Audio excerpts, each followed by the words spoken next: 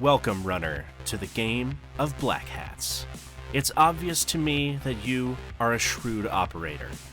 You immediately identified that the Purple Starter Crew is the superior team for securing your first victories. Each game of Black Hats has you managing two sets of cards. One is your runners and rigs, collectively known as your crew. Each runner is represented by a card, which shows their name, power, passive ability, signature ability, and cost in bandwidth. In addition, every runner is also equipped with a unique rig. This card represents the runner's hardware and will determine their signal strength, security, and speed while connected to the network. Some rigs even give the runner additional abilities, which we'll cover as we look at your crew in more detail. The other deck of cards that you have is your Cyber deck. This deck is made up of executable cards, which have a unique name, ability, and flip value. Some executables, distinguished by their red frame, also have a unique flip ability, which can trigger during combat between runners. If you are playing the purple team, you'll want to gather the 4 runner cards for Ghost, We're In, Arson Nick, and Sally Shortstop. You'll also need their rigs, the Kantu Blink Beacon for Ghost, the Gonkboard Extreme for We're In, the Gonkboard Defender for Arson Nick, and the RoboWare 1680 for Sally Shortstop. You'll also need the circular token for each runner, which is used to mark their location on the network. You'll also want to gather the starting Cyber deck. It has 7 copies of Hack the Network, and 1 copy each of Asynchronous Transmission, Big Hack, Corporate Espionage, Hot Swap, Huge Hack, Installation Wizard, IP Tracer, Low Orbit Ion Cannon, Peer-to-Peer, Ransomware, RM-R, Scatter Hack, and Speak Softly. Now that you have your crew and Cyber deck, let's go over their skills so that you have the edge going into your first match. First up, We're In. When We're In extracts the data, it starts with 6 signal strength. When We're In secures the data, if it had 6 signal strength, you win the game.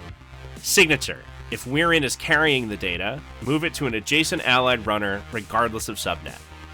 With their passive ability, data picked up by We're In not only has more signal strength, starting at 6, which gives it more of a chance of making it back to your server, but it puts a game-winning threat on the network. If your opponent can't damage the data or stop We're In from scoring it, it is game over for them. Look for an opportunity to use Hot Swap to quickly move We're In while they're loaded up with a 6 strength data die. We're In's signature ability allows you to use their action to transfer the data over a subnet boundary to a runner in an adjacent node. This mimics the powerful effect of the peer-to-peer card for free. These 2 abilities, combined with the Gonkboard Extreme's 3 security and 3 speed rig, makes We're In your ideal candidate for getting in and making the initial pickup of your opponent's data. Arson Nick.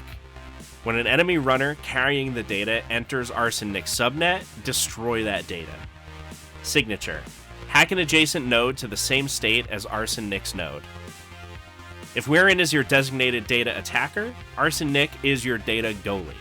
The Gonkboard Defender makes them painfully slow, but their ability extends to any node in their subnet, allowing them to have a powerful effect at range anyway. Having 4 security ensures that once they are in a good position, they're very difficult to root out. Arson Nick's subnet is the firewall through which enemy runners cannot carry the data. Position them in the middle of the board and use their signature ability and cards like Huge Hack and Scatter Hack to expand the range of that firewall. Sally Shortstop. The data may not be moved off of enemy runners in Sally's subnet except to score it. Signature. Push it, then transfer the data.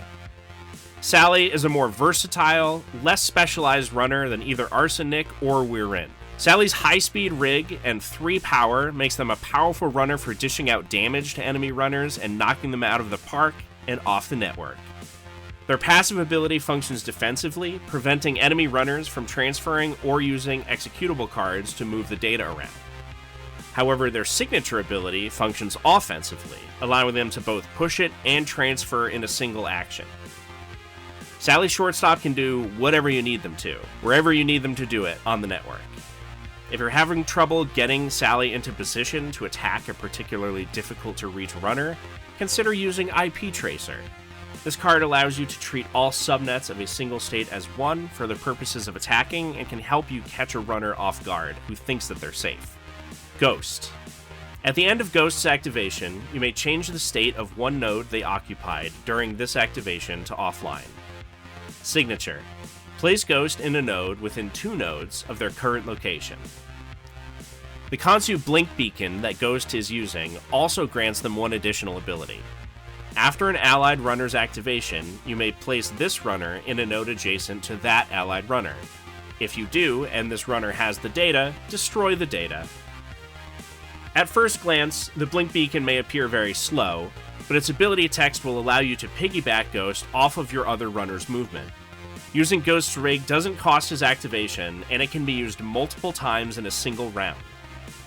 In addition to the Kansu Blink Beacon, Ghost's standard signature ability allows them to jump 2 nodes on the board. This includes over offline subnets, or over enemy runners that would normally block their path. Combining these unique teleporting capabilities with Ghost's passive ability allows them a unique level of mobility on the network, while also allowing them to drop offline systems into the path of enemy runners.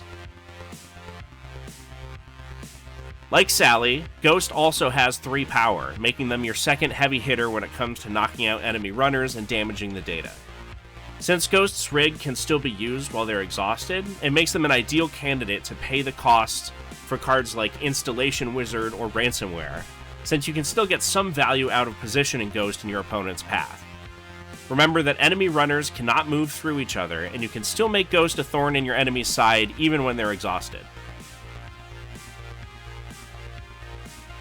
Now that you know the crew, let's put it all together for your basic game plan. Lead with We're In and Sally Shortstop as your primary offense. Use your hacks to clear a path for We're In to pick up the data, and use Sally to punish any runners who get in the way. Meanwhile, set Arson Nick up in the middle of the board and start spreading his subnet to frustrate the enemy data runners. Finally, take advantage of Ghost's mobility to assist in scoring the data, or join Sally in pressing the attack on enemy runners. That is your Purple Crew, a well-rounded team built for both data running and aggressive disruption.